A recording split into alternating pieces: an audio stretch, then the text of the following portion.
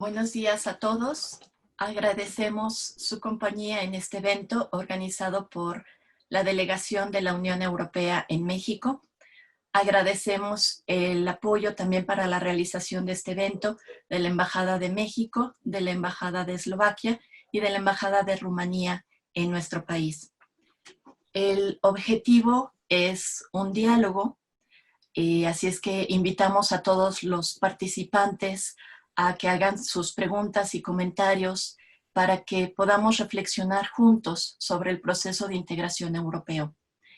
Es una integración que a 70 años de la declaración de Robert Schuman se ha transformado, incorporando temáticas económicas, políticas y temas sociales, pasando de 6 países fundadores a los 27 actuales. Para iniciar el diálogo, les iré dando la palabra a los embajadores para una presentación inicial y después pasaremos a algunas preguntas, intercalaremos algunas preguntas que vayan llegando y bueno, pues sin mayor preámbulo les doy la palabra al excelentísimo embajador de Bélgica en México, el señor Antoine Ebrán. Por favor. Muchas gracias y buenos días a todos los participantes. Muchas gracias de estar tan numerosos para escucharnos y para tener interés en este tema de la propia Unión Europea. Como a mí me toca empezar, voy a empezar un poco a hablar sobre las circunstancias históricas que rodean la Declaración Schuman de 1950, porque esa declaración viene a un momento histórico en Europa que es muy particular. Es el momento de la reconstrucción después de la guerra. La guerra termina en 45, como lo saben, pero solamente son 5 años después y tenemos un continente europeo que está completamente destrozado por esta guerra, millones de muertos, una economía que no funciona, una agricultura y una suficiencia alimentaria que tampoco no funciona y los europeos están enfrentando al reto de la reconstrucción del propio continente y de sus propios países. La visión que tiene Schuman y también otros europeos, pero es Robert Schuman que la exprimó en su discurso de 1950, él tiene en mente la construcción europea y el reto de avanzar con estos países que eran los enemigos de ayer y de fomentar soluciones para ¿cómo se dice? Que la paz siga después de la propia seguridad mundial. Y es proponer un mecanismo que va a asegurar que los países europeos van a poder seguir en paz con cooperaciones muy concretas. Schuman y los europeos de 1950 tienen la elección entre 2 métodos. Hay el método del top-down, es decir, que los gobiernos van a tomar una decisión de integración europea y la van a imponer a la sociedad y a la economía, pero Schuman elige la opción inversa, es el bottom-up, es decir, que lo que quiere Schuman es de crear las condiciones de cooperación entre empresas y entre ciudadanos europeos de esta época y que poco a poco en este mecanismo se amplía más y más las competencias y los temas que vamos a manejar juntos a partir del Tratado de París en 1951. La elección de Schuman es el carbón y el acero, son 2 materias bien específicas que decidimos entre 6 países de juntar y de tener un manejo conjunto. Y empieza una dinámica que se llama también el método Schuman, y esta propia dinámica es que empezando con el carbón y el acero y viendo que es eficaz y que funciona bien, que los estados, pero también las empresas o los ciudadanos están en demanda de más y de intercambiar más productos, de emplear el carbón y el acero a todos los bienes, por ejemplo, que se pueden intercambiar entre estos 6 países. Y así poco a poco, de 1950 a hoy en día, como Beatriz ya lo recordó, pasamos de una unión de 6 Estados miembros a 27 Estados miembros y pasamos de la CECA a la Comunidad Europea, a Schengen, al euro y a todos los otros cooperaciones particulares a que se agregan de manera, vamos a decir, casi natural en este método Schuman que empezó en los años 50. Si me permiten una poca palabra sobre el país como Bélgica. Somos miembro fundador, un pequeño país, ahora somos 11 millones de habitantes, pero en 1950 éramos más pequeños que hoy, por supuesto.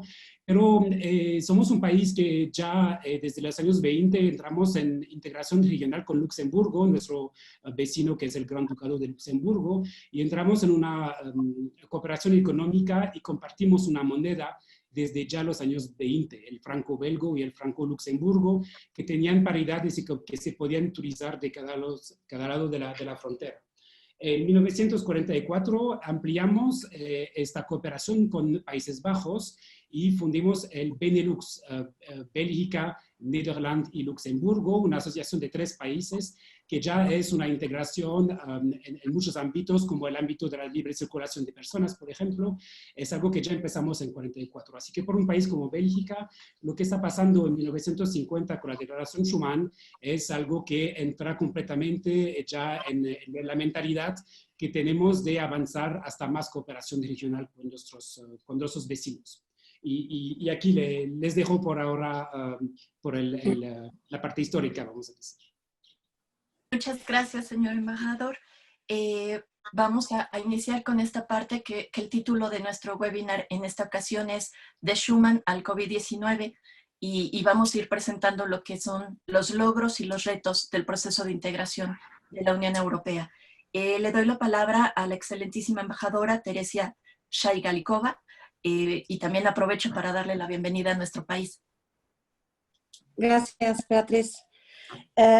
Bueno, respecto a Eslovaquia también es una historia bastante interesante. Después de la Segunda Guerra Mundial, desafortunadamente mi país se quedó en el bloque bajo mando de la ex Unión Soviética. Éramos siempre un país independiente como Checoslovaquia, pero tuvimos un régimen socialista. Sin libertades y derechos humanos. Entonces, esto duró 40 años. En 89 llegaron los cambios que empezaron en Alemania del Este en aquella época y en Checoslovaquia se produjo una revolución que se llamaba de terciopelo. Y en 89 llegó el cambio democrático para mi país. Yo en aquella época estuve estudiando en la universidad, recién empecé, entonces ya tenía noción qué es lo que pasaba a los 20 años de mi vida y que no está bien. La revolución de terciopelo empujaron los estudiantes en la universidad, entonces yo estaba en el centro de movimiento. Después de 89 cambió el régimen a un régimen democrático. En Checoslovaquia tuvimos primeras elecciones libres y en 93 surge mi país. Se divide Checoslovaquia en 2 partes. Se divide en la República Checa, en la República de Eslovaquia. No hubo guerra, no tuvimos ninguna muertes, fue totalmente pacífico. Otro paso que queríamos hacer como mi país era la entrada y pertenecer a un grupo de países democráticos y económicamente estables. Por lo tanto, decidimos esforzarnos para entrar a la Unión Europea. Eso lo logramos en el año 2004. Entonces, somos un país joven, y cambiamos de un régimen socialista comunista sin ninguna posibilidad de vivir en un país democrático hasta independizarnos y pertenecer a la Unión Europea. Y para mí personalmente es un logro también personal porque yo he vivido todos estos cambios y estoy muy orgullosa que mi país ahora pertenece a países de la Unión Europea. Aquí terminaría. Muchas gracias, embajadora. Le daría la palabra a el señor Ionut Valcu, que es el encargado de negocios de la Embajada de Rumanía en México. Por favor. Muchísimas gracias, doctora, y saludos a todos los asistentes de esta videoconferencia. Siguiendo la línea que nos ha presentado los dos embajadores anteriores, de Bélgica y de Eslovaquia, nada más quisiera añadir el hecho de que uno de los logros más importantes de la Unión Europea es haber obtenido uno de los periodos más largos de paz en el continente europeo. Si uno se pone a estudiar la historia de Europa, va a ver que a lo largo de los siglos ha habido unas guerras constantes entre las naciones europeas, difíciles equilibrios que se han establecido dependiendo de cuál era el poder hegemónico y cuál no, cuáles intentaban pues quitar ese poder. Y por eso, después de la Segunda Guerra Mundial, este proyecto de integración europea ha tenido el mayor éxito en establecer esa paz tan deseada por los europeos. Ha habido anteriormente otros proyectos de integración europea, pero que lamentablemente no han sido exitosos. Por lo tanto, tenemos 70 años de paz entre todos los países miembros de la Unión Europea. Eso no quiere decir que no ha habido alguna que otra guerra en Europa, como lo estamos viendo hoy en día pues, en Ucrania, en el este de Ucrania, o en los años 90 en los Balcanes, en la ex Yugoslavia. En cuanto a Rumanía, pues les puedo decir que nosotros nos hemos adherido a la Unión Europea en 2007, junto a Bulgaria. Fuimos parte de la segunda ola de la expansión al centro y este de Europa, de la Unión Europea, después de la primera ola que tuvo lugar en 2004. Para nosotros ha sido muy importante esta integración debido al hecho de que para los rumanos tiene un significado muy especial. Después de haber estado casi medio siglo bajo la cortina de hierro, en la órbita de la Unión Soviética, y como decía la embajadora de Eslovaquia, sin poder disfrutar de una democracia verdadera, la integración en la Unión Europea ha sido percibida por la sociedad rumana como un retorno a la gran familia europea de naciones libres y democráticas, porque por otro lado también hemos sentido que la dictadura comunista ha sido un régimen impuesto desde fuera, porque nada más para darles una idea, antes de la Segunda Guerra Mundial en Rumanía el Partido Comunista nada más contaba 2.000 miembros. Esto en un país de 18 millones en aquel entonces. Por lo tanto, la imposición de la dictadura comunista en 1947 fue realizada bajo la presión del ejército soviético de ocupación después de la Segunda Guerra Mundial. Por lo tanto, 2007 para nosotros es un hito muy importante en la historia de Rumania porque nos permite regresar a la gran familia europea a la que siempre hemos sentido que pertenecíamos. Muy bien, muchas gracias. Le doy la palabra al señor Jean-Pierre Bou, es el jefe, es el encargado de negocios, perdón, de la delegación de la Unión Europea en México. Buenos días y muchas gracias por esta oportunidad de platicar con ustedes y con los estudiantes también. Es un gran placer y un honor para mí participar en esta discusión. Hoy, naturalmente, como lo saben ustedes, tenemos en la delegación de la Unión Europea una tradición de cooperación muy estrecha con la UNAM y también con otras universidades en México. Entonces, es siempre un gran gusto estar con ustedes. Pues, para mí, yo me encuentro en una situación un poquito diferente de la de mis colegas porque no estoy representando a un Estado miembro particular de la Unión Europea en México. Sin embargo, puedo compartirle mis impresiones personales de lo que la Unión Europea ha significado para los países de la Unión Europea y en particular para Francia, porque soy un ciudadano francés, naturalmente. Lo que puedo decirles es que en los años 80, siendo yo un joven francés, la Unión Europea, el proyecto europeo me hacía soñar porque para mí significaba un futuro positivo para mi país y para Europa. Siempre me sentí europeo, siempre sentí que las diferencias que habían entre los varios Estados miembros de la Unión Europea y los demás Estados europeos que en esta época no eran todavía miembros de la Unión Europea, que estas diferencias eran mucho menos importantes que lo que teníamos en común. Entonces, para mí fue un gran placer y un sueño realizado esta oportunidad de poder trabajar para la Unión Europea, primero para la Comisión Europea y después para el Servicio Europeo de Acción Externa. Hay mucha...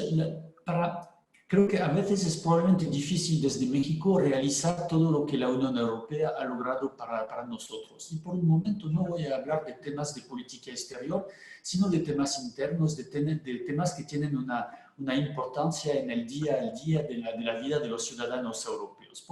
Tomando solo unos ejemplos, reglas que han facilitado la vida de los consumidores europeos cuando están comprando bienes físicamente o vía la internet en un otro país de la Unión Europea.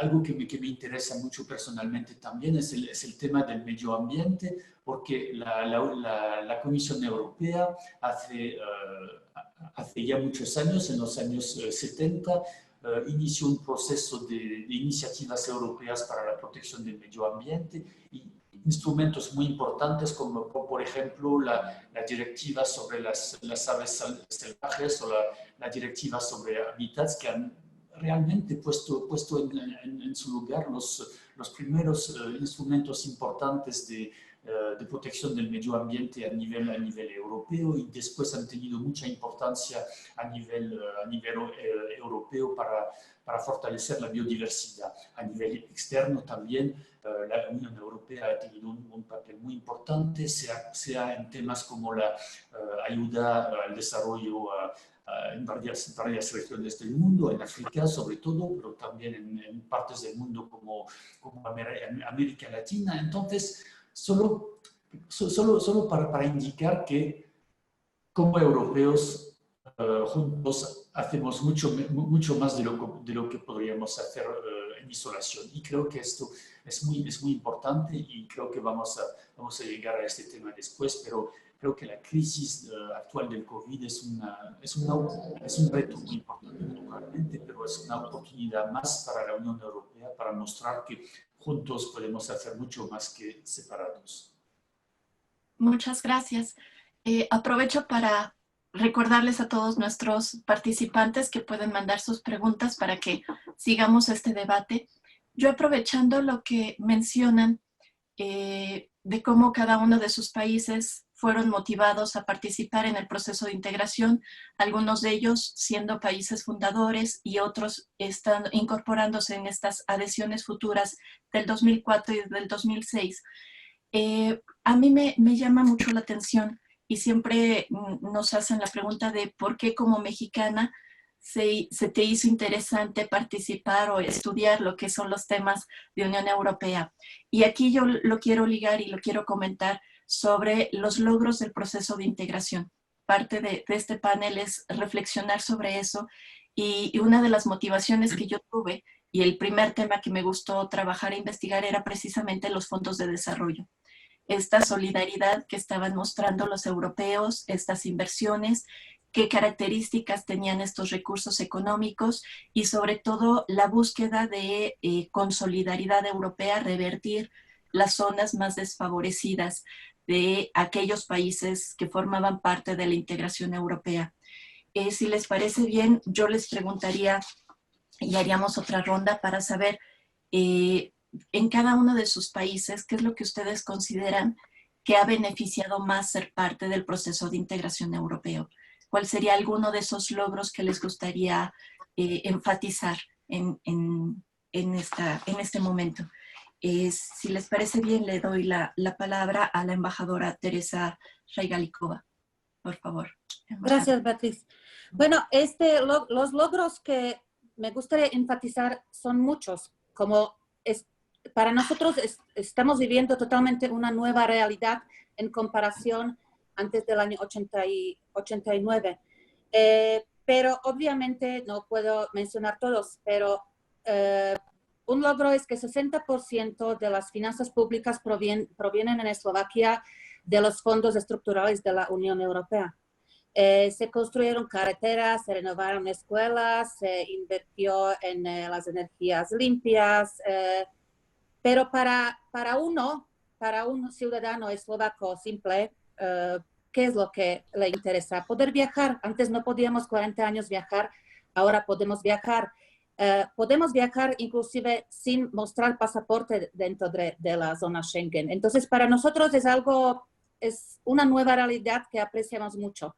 También desde 2009 somos parte de la moneda común euro, entonces podemos pagar en euro. Bratislava, la capital de Eslovaquia, queda solamente a 60 kilómetros de Viena. Son las dos capitales que quedan más cerca del mundo, creo. Entonces, uno puede ir en la mañana en un trenecito a Viena sin cambiar la moneda y ir a un museo, hacer compras, hacer lo que sea y regresar al mismo día sin tener ninguna molestia. También la gente joven hoy en día puede estudiar en las universidades de prestigio europeas. Antes obviamente no era posible. Así estamos recibiendo gente educada que saben otros idiomas y esto ayuda mucho en el mercado de trabajo.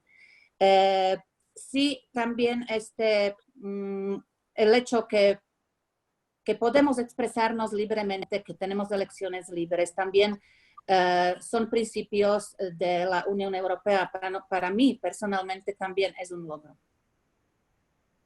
Muy bien, muchas gracias, embajadora. Le doy la palabra al señor Jonut Balku. Pues muchísimas gracias, doctora.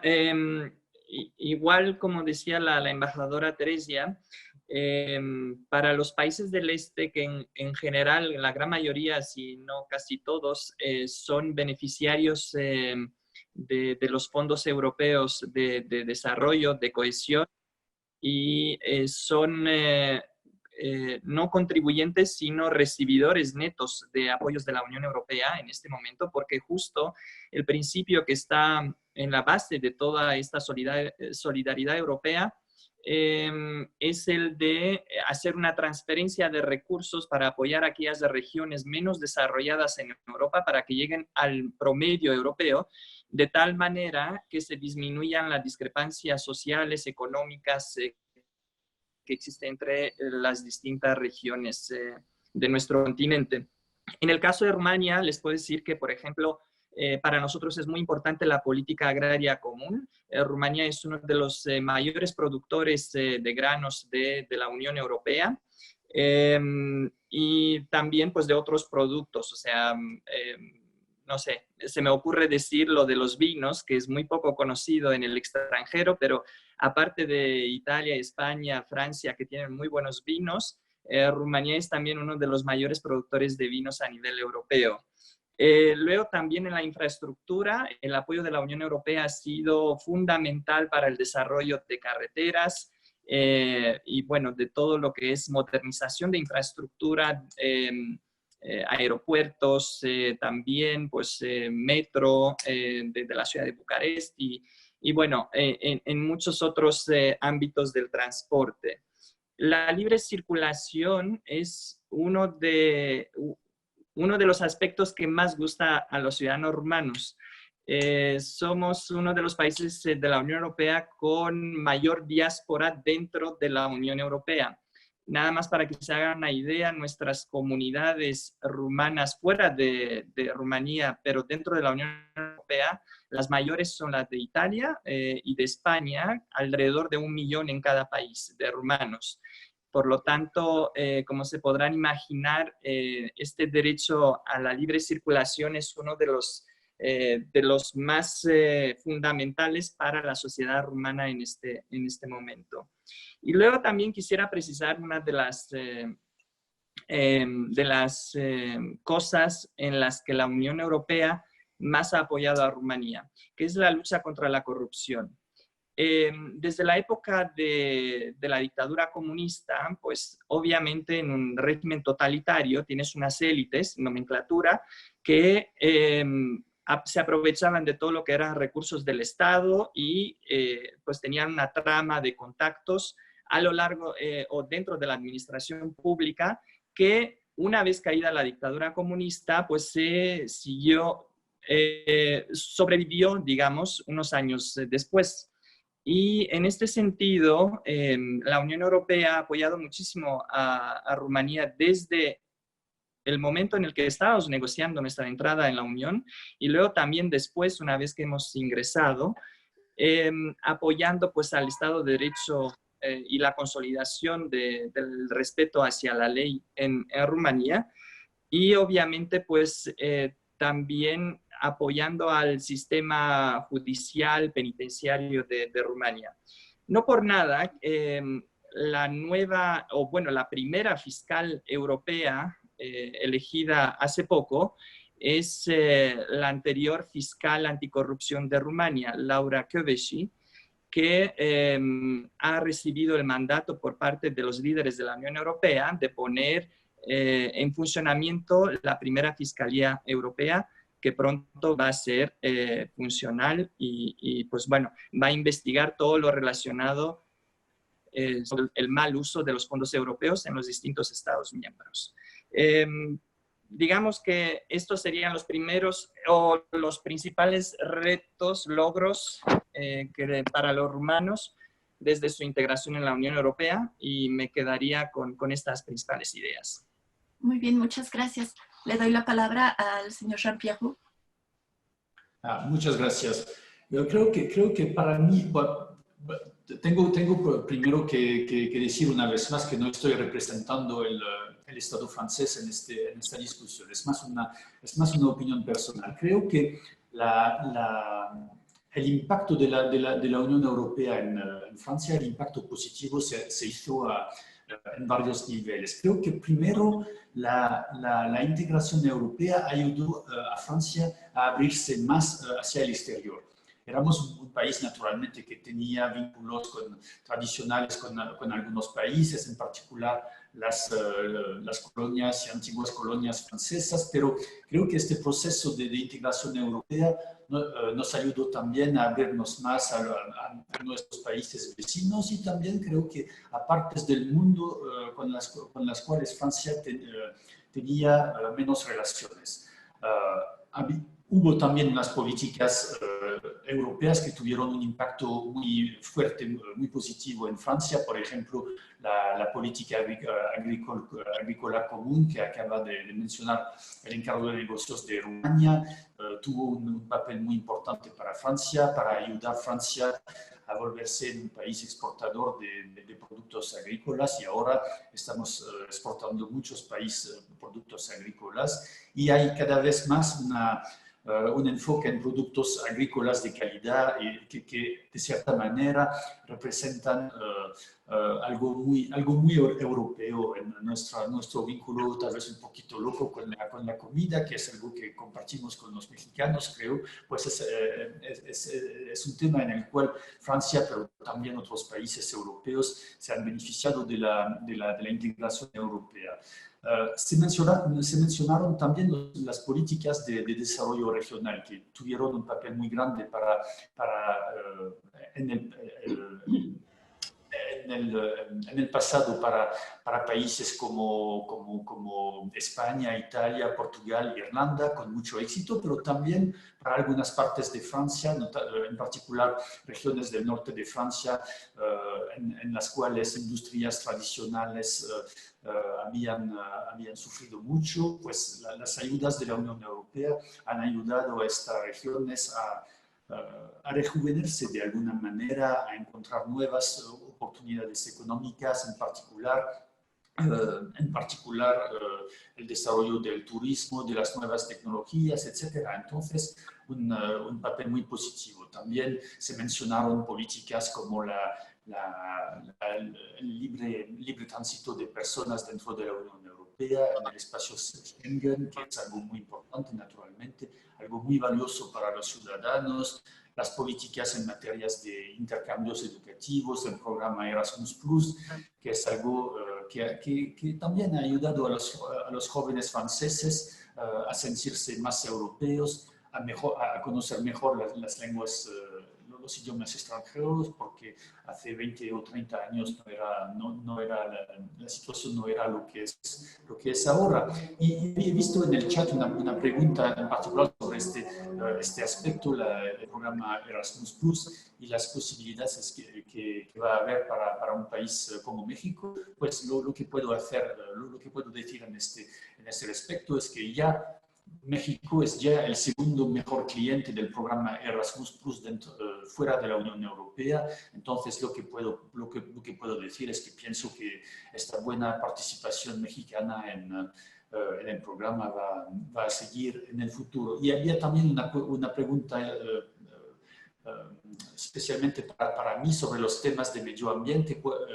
¿Cuáles fueron las iniciativas más importantes tomadas por la Unión Europea en este tema? Pues, como lo indiqué, a mi parecer, las iniciativas en materia de protección y promoción de la biodiversidad fueron muy importantes, porque un porcentaje importante de las zonas protegidas en los países de la Unión Europea lo son gracias a iniciativas de la Unión Europea, las zonas de protección especial para las aves y también el programa LIFE de apoyo a iniciativas en estos temas, pero también hay que recordar que hubo mucha normativa europea en temas como la calidad de agua, la calidad del aire, también los temas de gestión de los residuos, y ahora el gran reto que está directamente vinculado con la lucha contra el cambio climático es la promoción de lo que llamamos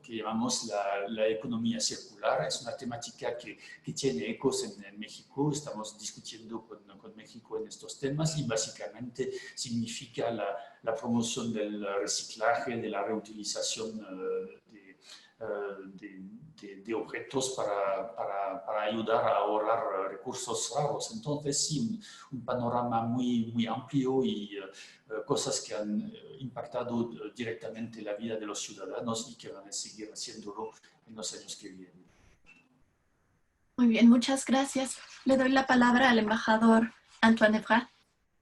Gracias. Para mí y para Bélgica, el tema de la reconciliación era muy importante.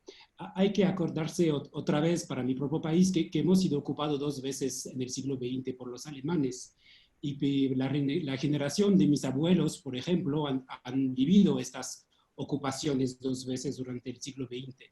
El reto era de explicar a esta generación que tenía un cierto odio por el enemigo de ayer, que era Alemania, que a partir de ahora nos vamos a reconciliar, pero no solamente nos vamos a reconciliar, vamos a entrar juntos en una espiral de confianza con los enemigos de ayer, Italia, Alemania, y de otro lado Francia y los 3 países del Benelux. Esta dimensión de la reconciliación es una dimensión muy importante. Es difícil de explicar a una población tan pocos años después de la guerra que a partir de ahora el destino de Bélgica va a ser ligado al destino de Alemania y al destino de otros países.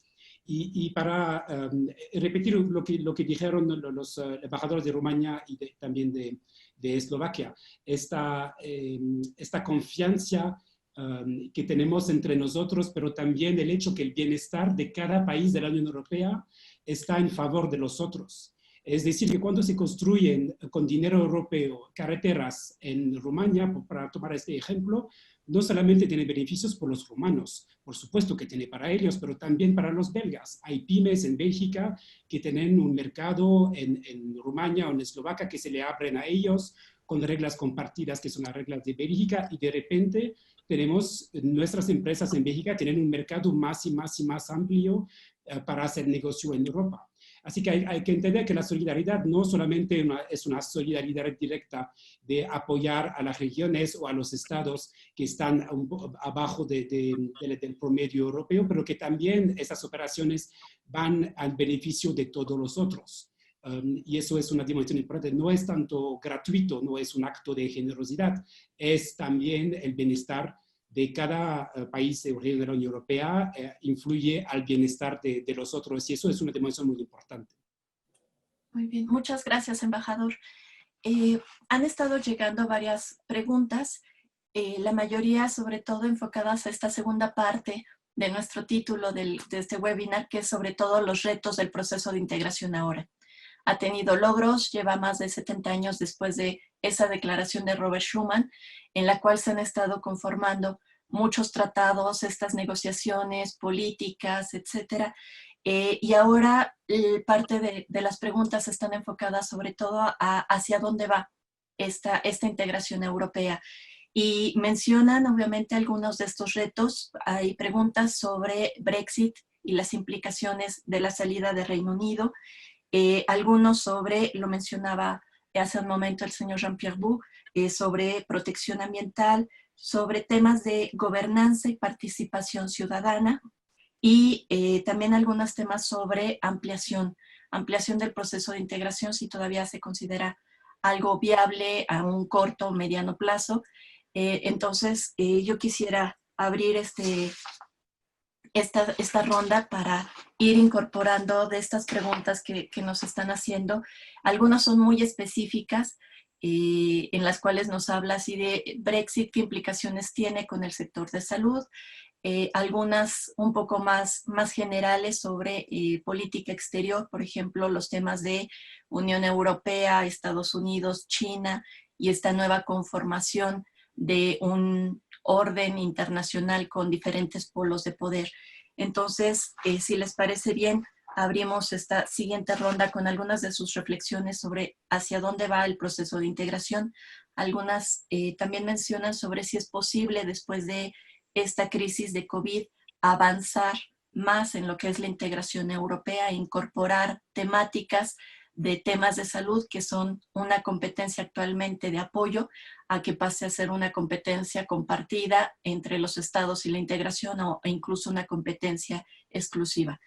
Si les parece bien, empezamos con ahora dándole la palabra al señor Jon Falco, por favor. Sí, muchísimas gracias. Sobre el Brexit, nada más pues quisiera mencionar el hecho de que en nuestra opinión, en un mundo tan globalizado y cada vez más multipolar, es muy difícil que un país por sí solo haga frente a todo lo que se viene encima. Por lo tanto, lamentamos muchísimo el hecho de que el Reino Unido haya decidido salir de la Unión Europea. Creemos que juntos hubiéramos estado mejor, pero es la decisión del pueblo británico y por lo tanto la respetamos así como fue manifestada en el referéndum.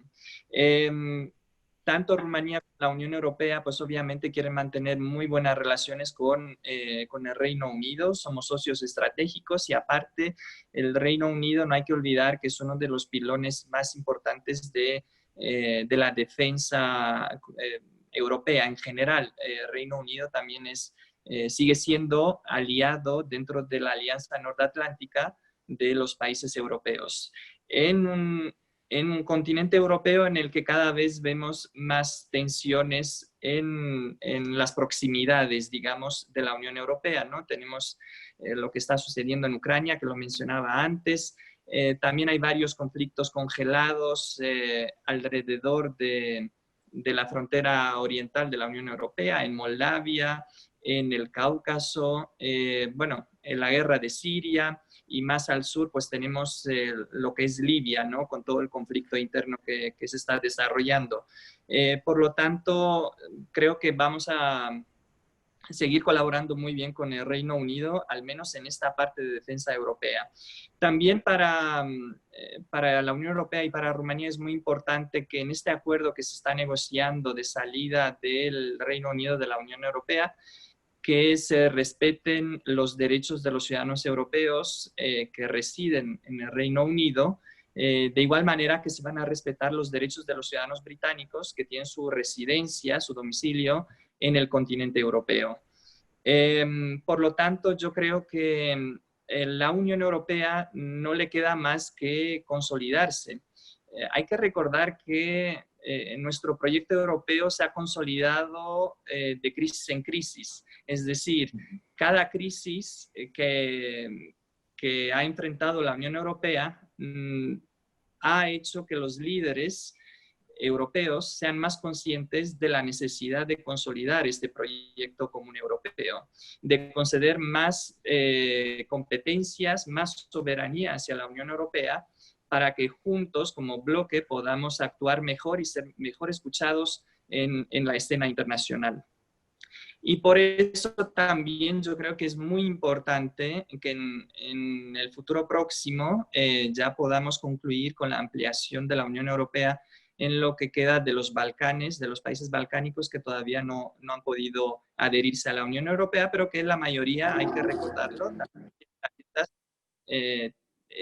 tienen abiertos los procesos de negociación para la adhesión a la Unión Europea. Por parte de Rumania también quisiera decir que por cuestiones históricas, sentimentales, Rumania siempre va a abogar también por una futura inclusión, cuando sea posible, de la República de Moldavia en este proceso de ampliación. Pero esto ya es una cuestión para el futuro. De igual manera, como les decía, pues yo creo que lo que queda para la Unión Europea no es nada más que ahora que hemos quedado 27, pues buscar una mayor consolidación de la Unión Europea, y lo hemos visto en las últimas noticias que han llegado desde Europa. Por primera vez se habla de un proyecto de deuda europea, cosa que se me hace muy importante y es un paso muy grande en adelante. Gracias. Muchas gracias. Le doy la palabra al embajador Antoine Evrard. Yo quería subrayar que no se puede esperar de la Unión Europea que reacciona a todo tiempo de manera rápida, con decisiones muy contundentes de manera muy rápida. Tienen que recordar que estamos en un proceso democrático donde al nivel de la Unión Europea hay 27 gobiernos que se sientan a la misma mesa. 27 es mucho, ya una pareja de dos a veces es difícil de tomar decisiones donde todo el mundo tiene y siente que ha tenido lo que se espera. Para 27 es aún más difícil, pero también hay que recordar que en cada uno de estos 27 también hay un proceso democrático nacional y a veces federal que hace que una decisión tomada a 27 requiere muchísimo diálogo adentro de los Estados miembros primero y adentro de regiones o de instancias federativas en unos Estados miembros. Y hay que recordar la importancia de este debate y de este proceso democrático para no esperar de la Unión Europea que de un día al otro se pueda adoptar de manera muy fácil una política común. Hay que respetar cada vez estos diálogos internos que hay dentro de la Unión Europea para encontrar un punto medio, un punto negociado al nivel de la Unión. Como lo dijo Ionut, personalmente yo no veo cuál país ahora va a sacar la conclusión que frente a una pandemia, por ejemplo, va a ser más eficaz actuando solo que actuando adentro del cuadro de la Unión Europea. Es evidente para todo el mundo que para enfrentar una crisis, que sea económica, que sea financiera o que sea una crisis de salud como la conocemos, por supuesto que la solución es más Europa y más eficiencia a nivel europeo que regresar a sus propias medidas nacionales. Pues ahora hay que procesar este debate, este propio debate democrático. También no olvidar que en muchos países estamos desconfinando en Europa y que también todavía hay mucha atención sobre el propio manejo de la crisis sanitaria en nuestros propios países, y que eso, por supuesto, tiene consecuencias en el propio debate europeo. Gracias. Muy bien, muchas gracias. Le doy la palabra a la embajadora Teresia. Gracias, Beatriz. Concuerdo con todo lo que dijeron mis compañeros, embajador de Bélgica y encargado de negocios de Rumanía. Respecto a Brexit, para Eslovaquia es muy importante tener algún acuerdo, llegar a un acuerdo con el Reino Unido, ya que en Gran Bretaña viven unos 80.000 eslovacos que están trabajando ahí, son residentes ahí. Entonces, sí, como dijo Ionut, para que se respeten los derechos de los británicos en Eslovaquia y los eslovacos que ya viven y trabajan en Reino Unido. Sí, respecto a la ampliación, creo que hubo alguna pregunta. Creo que en este término de la Comisión, de la Eurocomisión, parece que no hay un acuerdo que en esta temporada entre algún nuevo país. Eslovaquia también es un gran abogado para que nuevos países balcánicos entren a la Unión Europea, pero creo que esto es una cuestión de futuro. Y sí, como dijo Antoine, embajador de Bélgica, sí, entre una pareja, sí, se producen divorcios. Imagínense en un grupo de 27 que cada uno es cabeza, ¿no? Entonces sí se necesita mucha sabiduría, paciencia y perseverancia en las negociaciones dentro de la Unión Europea. Aquí terminaría. Muy bien, muchas gracias. Le doy la palabra al señor Jean-Pierre Pou. Pues no me queda mucho por añadir en estos temas porque creo que los compañeros ya lo dijeron todo, más o menos. Creo que sobre el tema del Brexit, creo que no tengo más que añadir. Sobre el tema de la ampliación, hay que subrayar que la Unión Europea sigue teniendo mucha atractividad porque hay muchos países que todavía quisieran hacer parte de la Unión Europea. Hay unos países, en particular países del Balcán, que ya están oficialmente candidatos para hacer parte de la Unión Europea. Es un proceso que toma tiempo porque es un proceso que se hace muy en serio. Hay todo un proceso de aproximación a la Unión Europea, de adaptación de las reglas jurídicas, etc. Normalmente es un proceso que lleva años, pero la ventaja de este método es que los países, una vez que lleguen a la Unión Europea, estén muy preparados, estén capaces de aplicar las reglas comunitarias que la verdad son bastante complicadas. Hay un corpus jurídico muy importante y creo que para mí no hay duda que con estos países también conseguiremos que ellos puedan hacer parte de la Unión Europea en buenas condiciones. Muy bien, gracias. Tengo varias preguntas. La verdad es que agradezco la participación de todos los que nos están enviando sus preguntas. Algunas, sobre todo, me agradan porque se ve el gran conocimiento que tienen del proceso de integración. Algunas son muy específicas, hablando sobre los retos del Pacto Verde y algunas cosas que vienen más. Hay algunas que a mí me llaman mucho la atención, que tiene que ver con seguridad, que tiene que ver con la perspectiva de terrorismo. Y también yo creo que sobre todo para esta siguiente ronda les pediría algo que mencionan aquí, que es la crisis de COVID y la respuesta dentro de los países de Unión Europea y también el apoyo que está dando Unión Europea a algunos países con esta pandemia. Hay unos recursos económicos que hay para América Latina, que hay para México, y si nos quisieran comentar un poco más sobre esta perspectiva, ¿no? De qué pasa con COVID y qué pasa hacia el futuro de la integración en este tema. Muchas gracias. Empezaríamos, si les parece bien, con el embajador Antoine Evrard. Mejor empezar con Jean-Pierre, que nos va a dar un panorama completo de lo que hace la Unión Europea afuera de la propia Unión y aquí en México. Si me permites, Jean-Pierre.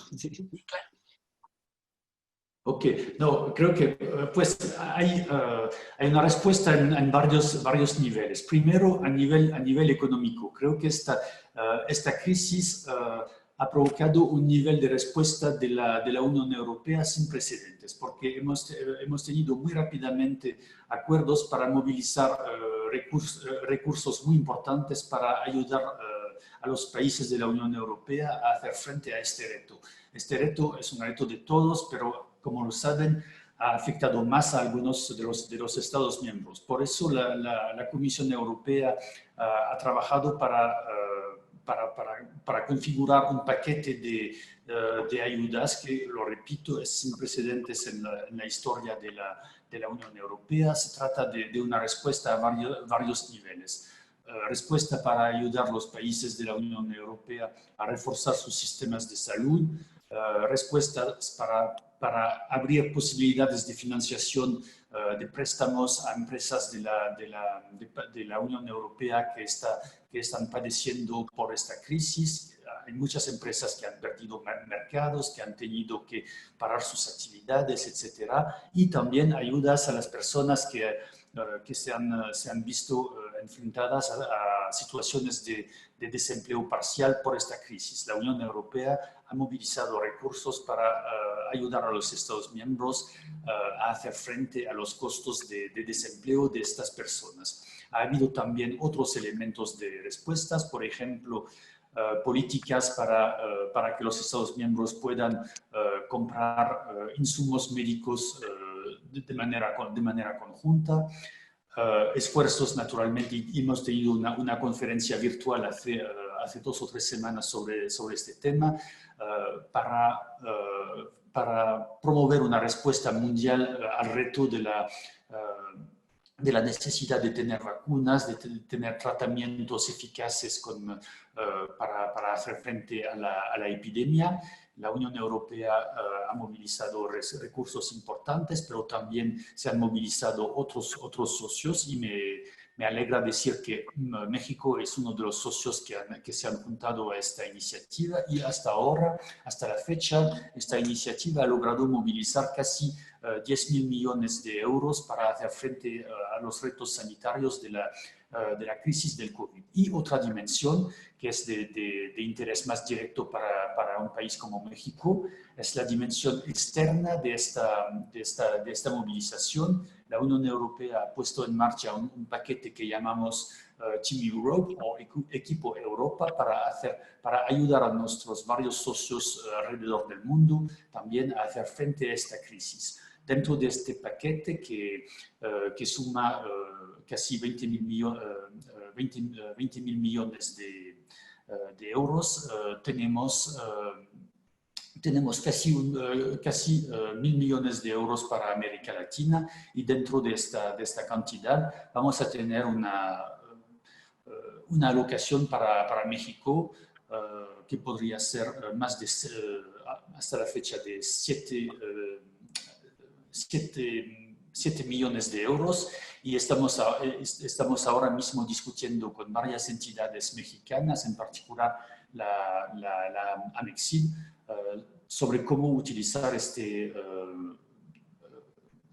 estos recursos. Creo que la mayoría se utilizará para reforzar el sistema de salud mexicano y su capacidad de respuestas a tales desafíos, pero también estamos previendo alocaciones para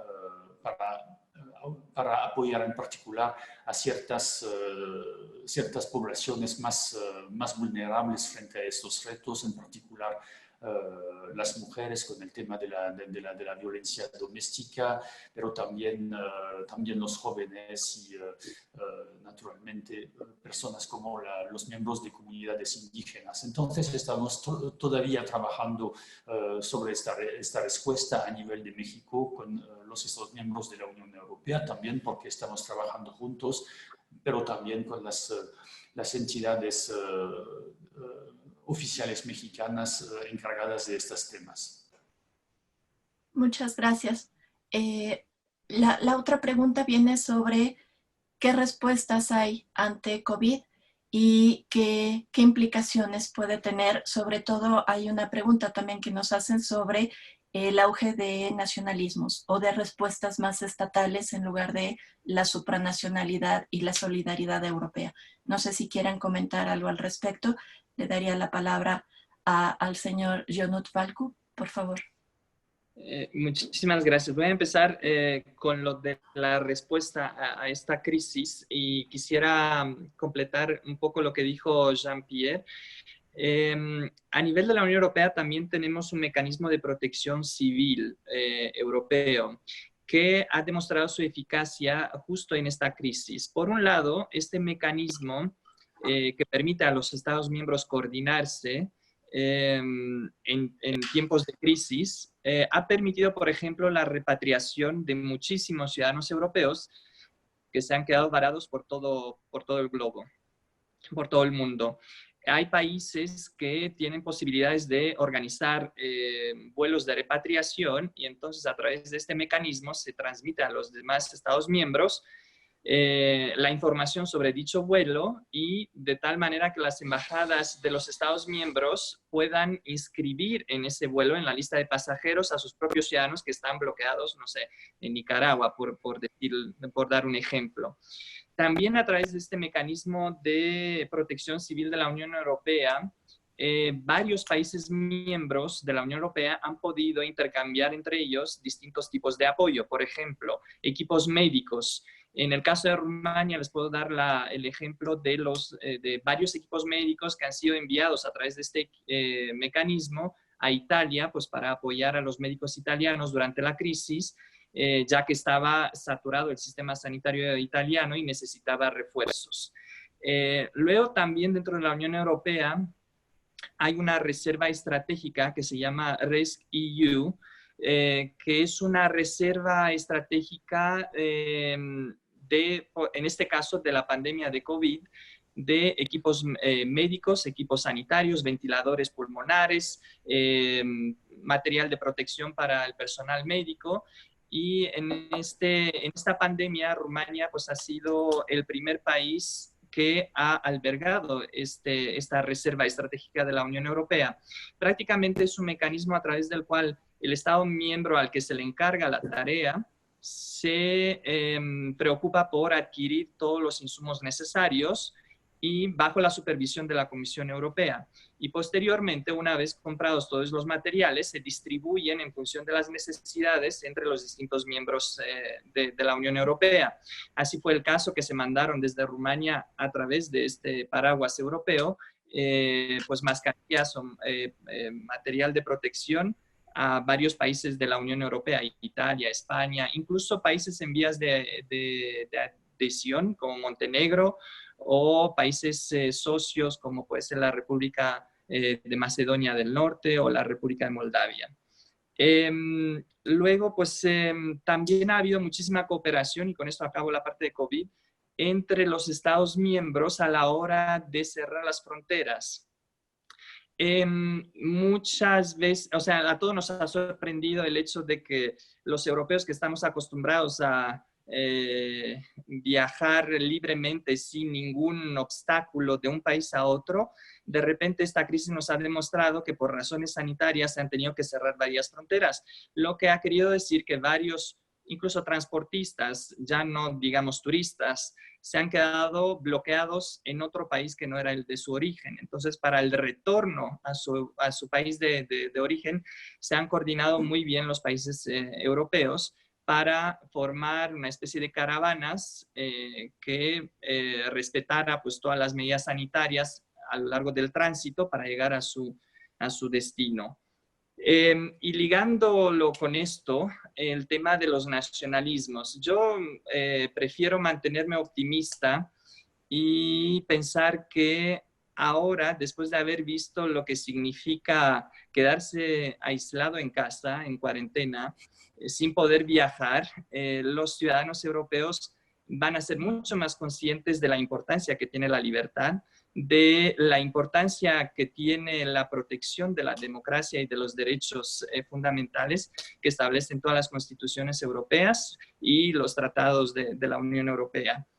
Por lo tanto, sí es cierto que esta crisis seguramente va a producir muchos cambios políticos, pero prefiero mantenerme optimista y pensar que van a ser cambios positivos en el sentido de que los ciudadanos son más conscientes, van a ser más conscientes a la hora de escoger a sus líderes, que sean más capaces de gestionar crisis como estas, y también líderes que se identifiquen plenamente con los derechos democráticos, de tal manera que no volvamos a vivir un periodo así de autoaislamiento, pero bajo un régimen menos democrático.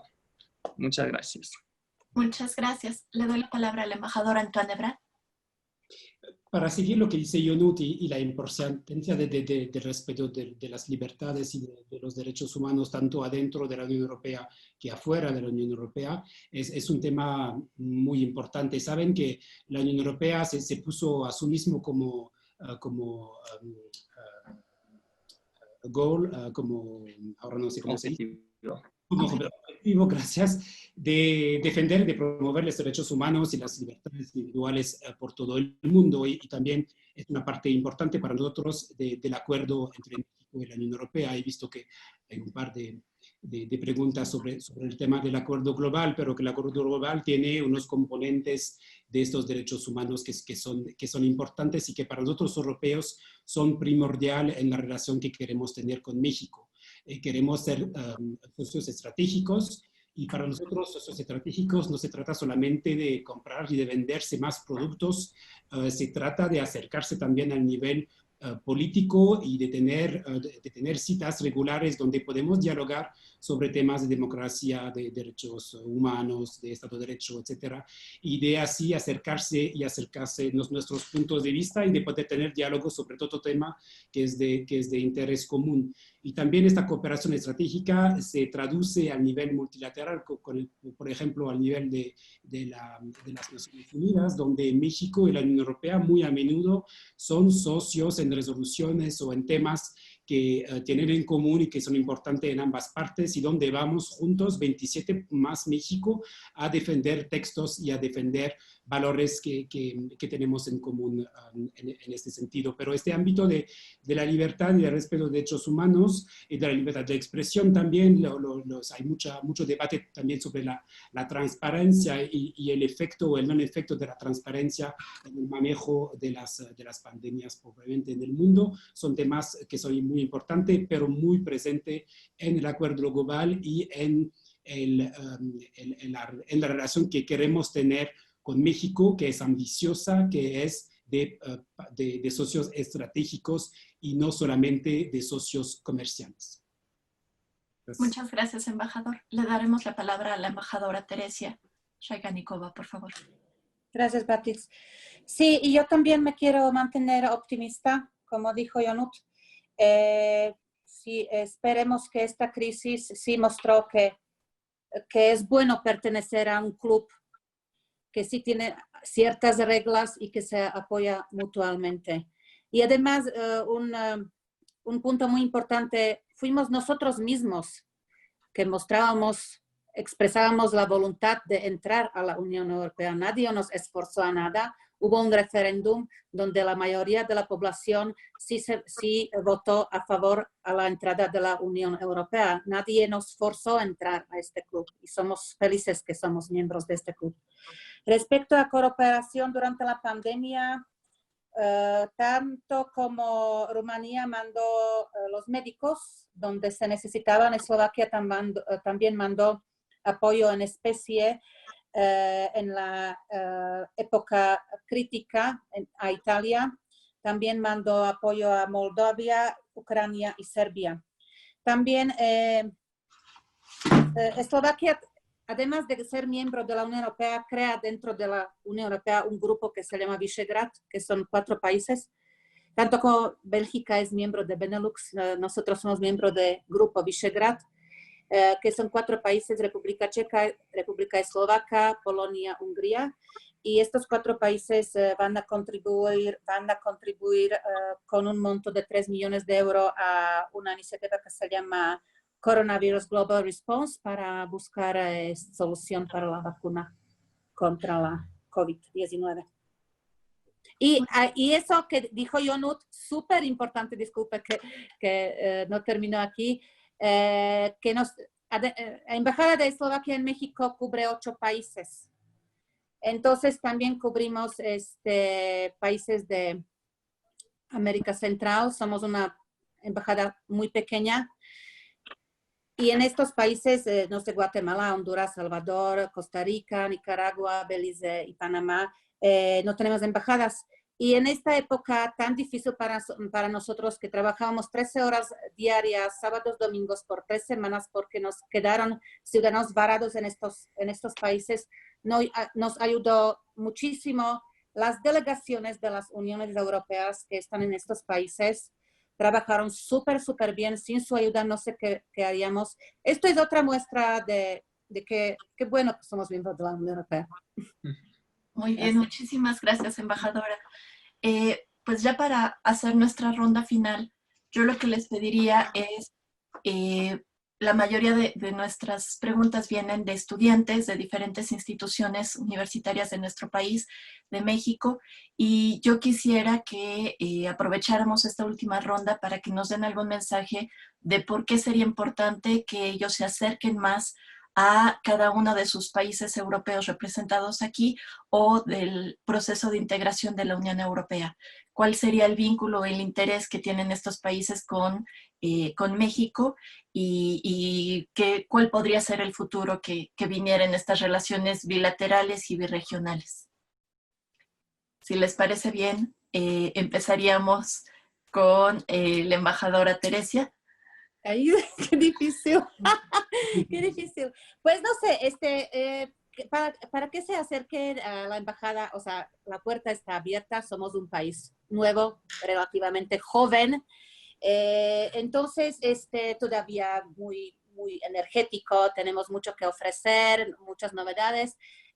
Si se puede también estudiar y aprovecharse del programa Erasmus Mundus. La verdad, ¿por qué no? Sí, estamos abiertos. Muy bien, muchísimas gracias.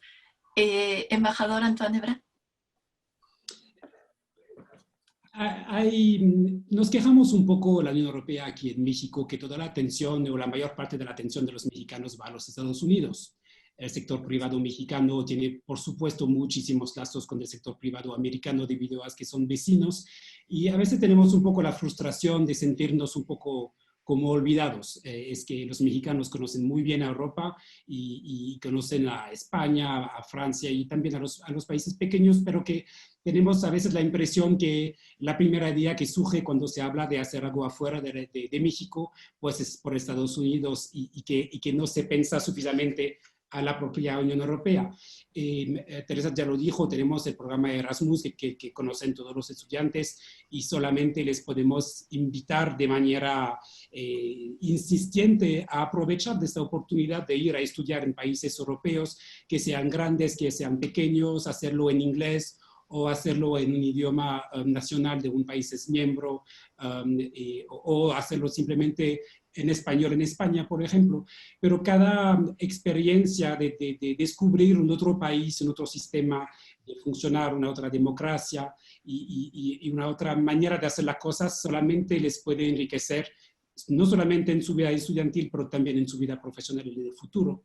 Es decir, que este toque en su currículum cuando van a buscar un trabajo aquí en México, de poder decir que tienen una experiencia de algunos meses en un país europeo que funciona de manera diferente, que han podido aprender un idioma que es un idioma diferente y que pueden decir a una empresa mexicana que sí entienden cómo funciona el sistema europeo, qué es la Comisión Europea, qué pertenece a los Estados miembros, cómo se puede exportar y cómo se puede exportar de la manera la más inteligente y cómo se puede aprovechar el mercado europeo desde México. Son vosotros, estudiantes, ahora que hubieran podido disfrutar de la experiencia europea, que van a tener esta carta cuando van a entrar en el mundo laboral, y eso va a ser un argumento fenomenal en comparación a otros compañeros que también han estudiado con vosotros, pero que a lo mejor no han tenido la idea de tener este toque especial de yo conozco también otras partes del mundo, no solamente América Latina o Estados Unidos, pero yo también tengo un conocimiento de lo que es el funcionamiento de la Unión Europea y le da una perspectiva totalmente diferente. Muy bien, muchas gracias, embajador. Le doy la palabra al señor Jonat Valco. Por favor. Muchísimas gracias.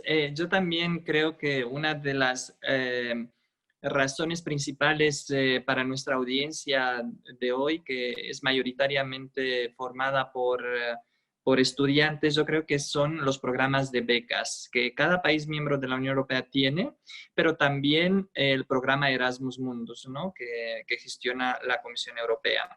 De hecho, a nivel de la delegación de la Unión Europea hay también un proyecto de concentración de información sobre todas estas becas. Entonces también yo les invito a que contacten a la delegación porque también ellos pueden ofrecerles un abanico mucho más amplio y no tan específico de cada país miembro, sino que, bueno, vean toda la oferta que hay a nivel de la Unión Europea. Luego, pues también una segunda razón yo creo que es lo de viajar, descubrir, porque viajar abre las mentes.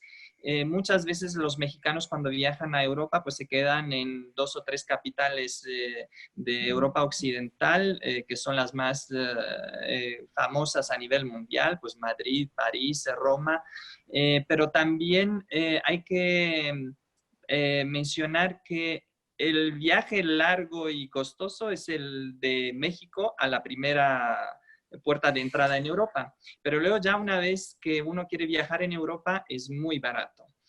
Justo por la política de cielos abiertos que tiene la Unión Europea, las compañías aéreas están exentas de muchísimas trabas e impuestos. Entonces hay muchas compañías de low cost, de bajo coste, que les pueden facilitar vuelos y conexiones muy buenas en toda la Unión Europea, incluida Rumanía, que por cierto, nada más pues para animarles a que viajen a Rumanía, decirles que es el único país de origen latino del este de Europa, es este y centro de Europa, y que es el único país latino, pero por ejemplo de rito ortodoxo cristiano, que es el rito oriental. Entonces, por ejemplo, las becas que ofrece el gobierno rumano les da también la posibilidad de aprender rumano durante el primer año y posteriormente estudiar en rumano, que no es un idioma muy difícil. Luego, una tercera razón, diría yo, que sería aprender más sobre el estado de bienestar europeo. A mí me sorprendió durante esta crisis económica provocada por el coronavirus, una noticia que yo pues no conocía, de que en México no existe un fondo de desempleo. Cuando un mexicano pues se queda sin empleo, el Estado no sale al rescate con fondos públicos para ayudarle a pasar este periodo un poco más difícil. Entonces, yo creo que hay muchos elementos de lo que significa el estado de bienestar europeo, de educación, salud, protección social de calidad, que los mexicanos, los estudiantes mexicanos que van a viajar o estudiar en Europa, van a poder posteriormente apoyar la implementación de todos esos elementos positivos aquí en México. Y por último, otra razón, yo creo que la cultura mexicana y la europea tienen muchas diferencias, pero también muchísimas coincidencias. También por la historia común que tiene Europa con México.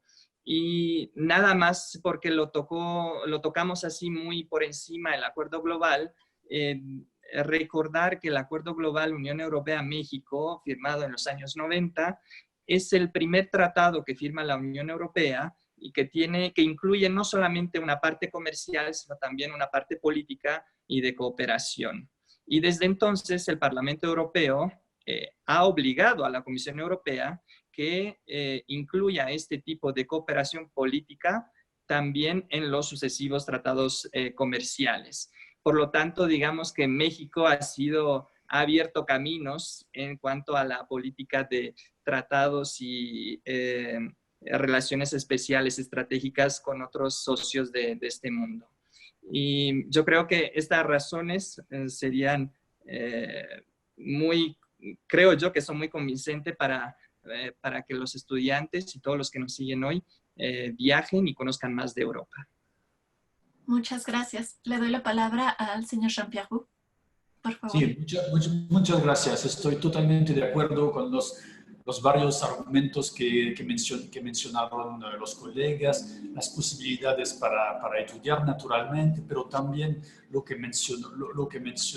acaba de mencionar Yonut, es el interés de viajar en Europa, porque somos un continente bastante pequeño, pero con mucha diversidad, muchos lugares de interés, lugares históricos, pero también lugares naturales. Tenemos una gran riqueza, una gran diversidad.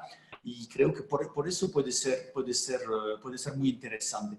También, no sé si hay entre la audiencia estudiantes que, por ejemplo, estudien temas tecnológicos, ingenieros, etcétera, pero creo que hay también desde el punto de vista tecnológico y de investigación, hay muchos temas de interés que se están estudiando en Europa que pueden tener gran relevancia para México. Y creo que alguien en el chat hizo una pregunta sobre las tecnologías ambientales. Sí, creo que hay mucho que hemos desarrollado en Europa en temas de energía verde, pero también de renovables, también los temas que mencionaba de economía circular, que pueden tener mucha relevancia para un país como México, porque la verdad es que tenemos retos comunes y creo que podemos,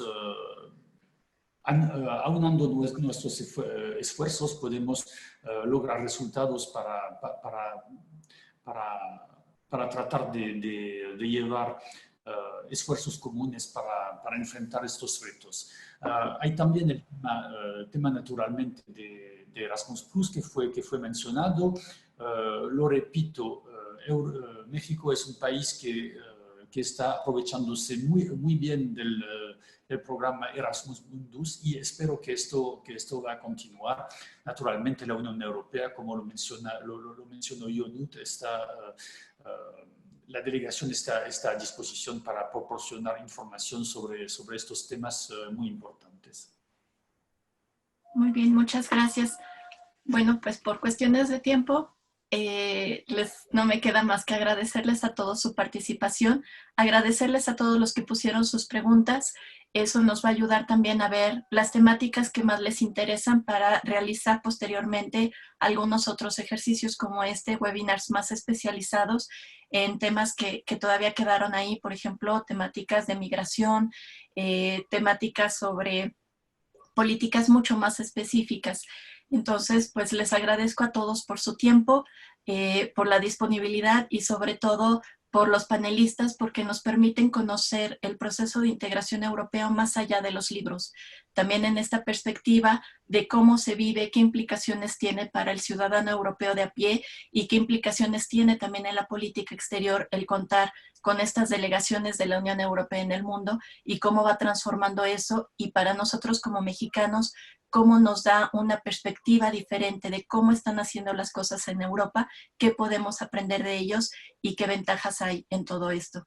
Entonces, pues sin más, les agradezco a todos y lo que les diría es que nos vemos en el próximo webinar que organice la Delegación de la Unión Europea en México. Muchas gracias.